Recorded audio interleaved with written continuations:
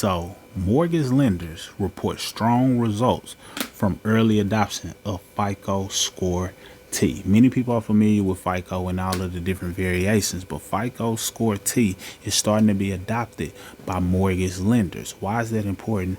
And what is it that you need to know about this scoring model? Well, FICO Score T is dealing with trends. Like, what has your most recent 2 years look like? If you know what the most recent 2 years have looked like, now that gives you a snapshot of what your next year or so is likely to be like. That's their perspective. So as a result, it changes how your score may appear. It kind of takes a rule, or takes a play out of the playbook from Vantage scores like Credit Karma and Identity IQ or things of that nature. So your score has the potential to look better or not. But let's dive in so you can see if this affects you in any way, shape, form, fashion. And I want you to know about it early because it's being adopted. So more than 24 mortgage lenders have signed up to adopt FICO Score 10.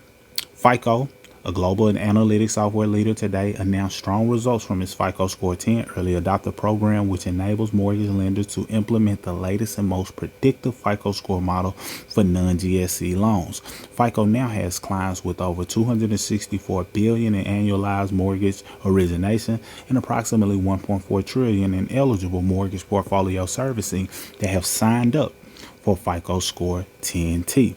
Firms are adopting the score to help make credit decisions for securitization and for delivery to investors. The early adopter program launched in 2023 was designed to help mortgage lenders integrate FICO Score 10T into their underwriting and risk management processes ahead of broader market adoption.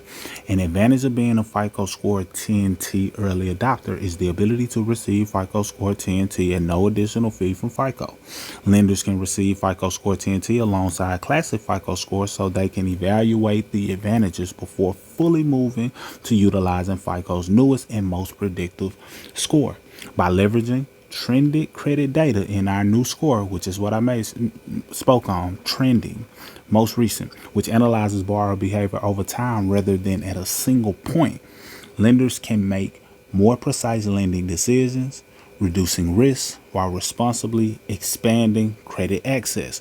So they're saying that they're not just looking at a single point of what it looks like now. They're able to look at your behavior over time, which can give you more precise decisions and potentially reduce risk, but still being able to extend credit access.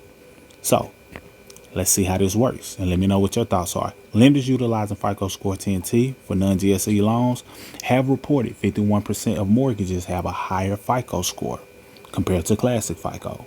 The median score was unchanged between FICO Score 10T and classic FICO, so some remained unchanged, but 51%, which is a little more, which is right above half, had a higher score, and 1.7 more mortgages scored 740 plus with FICO Score 10T compared to classic FICO score, which can result in better borrowing terms if you have a 740 plus. So through the early adopter program, lenders have been able to validate the power of FICO 10T in real world mortgage underwriting, loan production, execution, and services, said Julie, who's the vice president, of a manager B2B scores at FICO. They are proud of the results lenders are seeing and believe that the continued adoption of FICO Score 10T reflects the industry's commitment to responsible growth while simultaneously helping borrowers on their path to home ownership.